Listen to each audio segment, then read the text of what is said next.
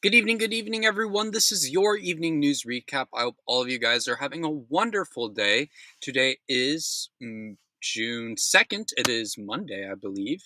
There's a lot going on in the news world for the most part, so we've got some interesting topics to cover today. This is your nightly news podcast on all the things that I'm able to hear about, within my day, bringing you the news and, my take on it as someone who aspires to be a politician. Hope all you guys are doing well, and let's get started into today's news recap. The first topic we have today is coming from the Trump administration segment, per usual, as we start all of these episodes, as ICE has detained a man for honking at an undercover agent. A Massachusetts man was deported to Brazil after honking at an undercover ICE vehicle. Cameron Alves Ferreira de Souza was a father from Worcester and was driving to work when he was detained on May 7th. Ferreira de Souza was held in Louisiana, where ICE officers signed deportation documents on his behalf despite his refusal. He would then be deported to Fortaleza, Brazil on May 25th without legal access to legal counsel. His wife will fly to Brazil with his baby on June 6th to reunite with him, but meanwhile, her mother is also in ICE custody as the detainment of Ferreira de Souza led to a string of arrests within his family. His mother has been placed in ICE custody, while younger siblings of his spouse's family have been placed in state care. Ferreira de Souza has not chosen to challenge his deportation due to exhaustion, according to his lawyer. These deportations continue to destroy families, and it's not okay. Nobody deserves to have their lives destroyed over a civil crime. It's not okay and never will be. After this, when this administration all goes into the history books, ICE will be remembered as a horrid group similar to the Gestapo from Germany or, many other groups in history similar to that kind. It will be remembered as a stain on the United States history and not a great one. Moving on, Trump's FEMA director didn't know the U.S. had a hurricane season. The head of FEMA left employees in shock during a briefing when he said he had not been aware of the country having a hurricane season. This remark was made by David Richardson, who led FEMA since May. A spokesperson for the Department of Homeland Security said the comment was a joke, but it remains unclear if that was true or not. Richardson said during the briefing that there would be no changes to the agency's disaster response plans, despite telling staff in May to expect a new plan with how the agency approaches disaster relief. Great. Another situation where someone is unqualified to have their position. What is this? Like the fifth person, I believe, who has been unqualified for the job, and I'm still not shocked. The amount of people in this administration who are unqualified is insane, and the fact that they are able to keep the job is even crazier. Any normal person in any normal job would be fired if they continuously didn't know what their job was about or didn't know the qualifications they were supposed to have. I mean, there can't not be anyone better. You're telling me there is no one better. Trump does not have a better connection for these positions than yes men and people who don't even know that the United States has a hurricane season. Are you serious? We have multiple a year. We have multiple, maybe like one or two, but we still have multiple hurricanes a year most of the time. I mean, how is there not anyone better? I highly doubt that there isn't anyone better. I think multiple is a bit of an overreach on there. I believe it's only like one every year, but I'm not a weather expert. Not a weather expert. So anyone who knows better on that, please correct me in the comments below. Moving on, moving on to the other news segment, if you will. A Trump supporter has rejected Trump's pardon. Pamela Henfield was one of many Trump supporters who was pardoned this year. She was a previous January 6th rioter and was a former MAGA loyalist living in Idaho. Henfield has invoked help from her Republican senator to formally refuse the pardon that Trump gave her on January 20th, the first day that he was in office. In an interview with CBS, Hemphill said, "The pardons just contribute to their narrative, which is all lies and propaganda. We are guilty, period. We all know that they're gaslighting us. They are using January 6th to continue Trump's narrative that the Department of Justice was weaponized. They were not. When the FBI came to my home, oh God, they were professional. They treated me very good. Hemphill previously pleaded guilty to a misdemeanor charges of her role in the crowd on January 6th, 2021. This lady is completely right. The Justice Department has never been weaponized and never will be. It is here to stop people from doing illegal things in the United States and getting away with it, and it is also here to protect the rights of American citizens. I'm glad to see that at least someone from this attack on the Capitol is able to realize that their actions were wrong and likely shouldn't have taken place because let's be real, the attack on January 6th in 2021, it was an attack on the American process of elections. It was an attack on the core values of the United States. It was an attack on everything that Americans hold dear to themselves. And whether we like it or not, that system has given, Trump two election wins, and yet Trump still decides to attack that system. It's very clear that not only does Trump not care about the system that won him two elections, but he's a dictator, or he wants to be one at the very least, and he is going to try and tear down that system in any way he can, whether that be through the Justice Department or whether that be through the election system flat out.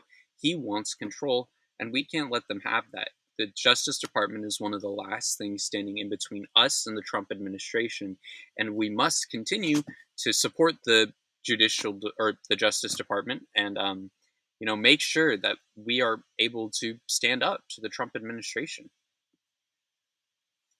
Moving on, China has vowed to take forceful measures against the U.S. after claiming we violated a trade pact.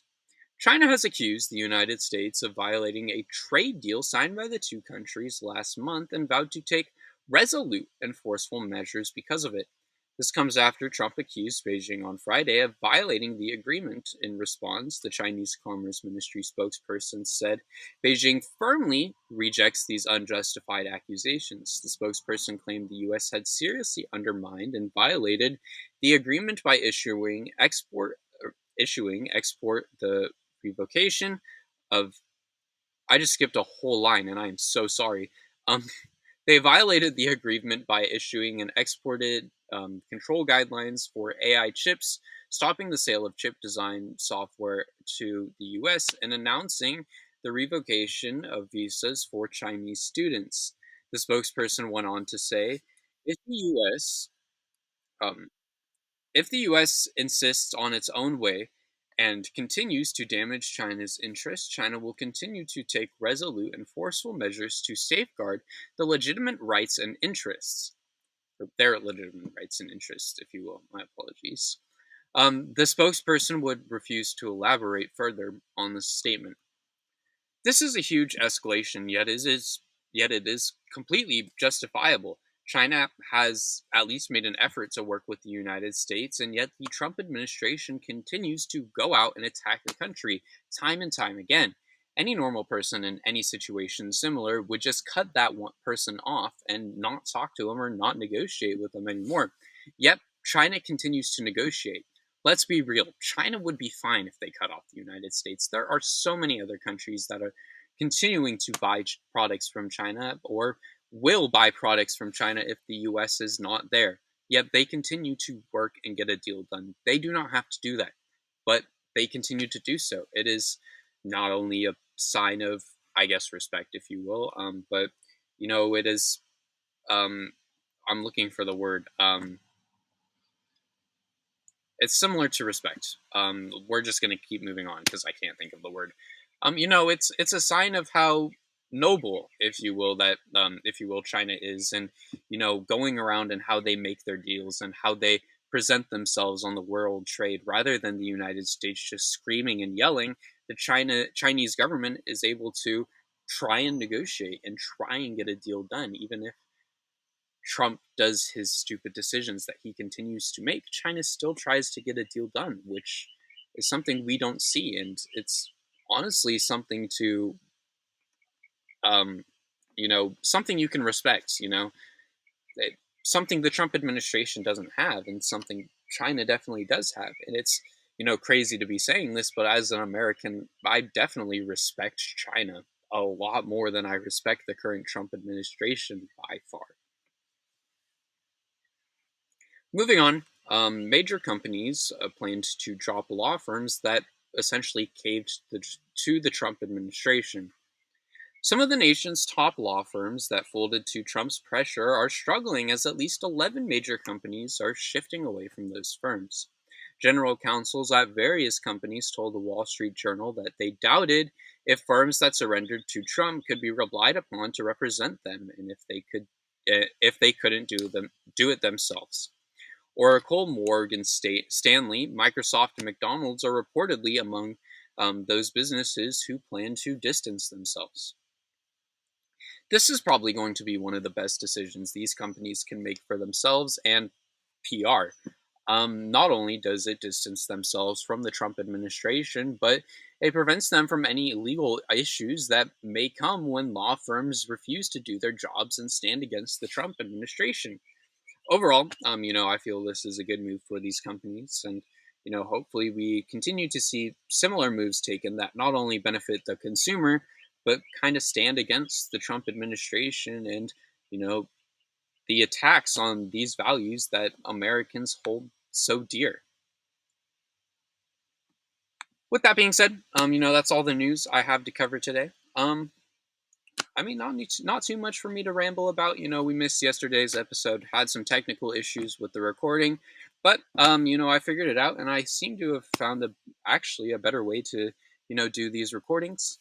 Bit of an update on the technology situation from my end. We will hopefully be getting an upgrade to the computer I use to make these videos. So hopefully that fixes up any recording issues, fixes up any visual issues, all those sorts of things. I'm on like a MacBook from 2012, and we're getting something that is from the current age, which will be very nice to have. Very nice to have. But yeah, with that being said, thank you all so much for watching. If you're on YouTube, please consider subscribing. We're on our way to 500 subscribers, and I believe we were just recently past the 170 mark. So thank you guys so much. Hopefully we can get to 500 subscribers by the end of summer, but I doubt that. I'll be real. Maybe 200. That would be pretty cool. So yeah, if you're on YouTube, consider subscribing, consider liking, commenting down below your thoughts. I always love to hear your guys' takes and opinions on the news that I talk about. If you're on Substack, please consider pledging your support. All funds go to me. They help me pay for the things that I'll need to pay for. I'm going to college soon, and this is essentially a job for me. It takes me a couple hours to be able to write these recaps, so I really appreciate all forms of support. Truly, it means the world to me. Thank you all so much for the continued support, especially the people who continue to watch every episode. I recognize all of you. You guys are great to me. Thank you guys so much. I really appreciate it. You guys are truly the ones out there who are getting me to continue and get up to make these videos every day. But with that being said, thank you all so much for watching, and I will see you all in tomorrow's episode. Later.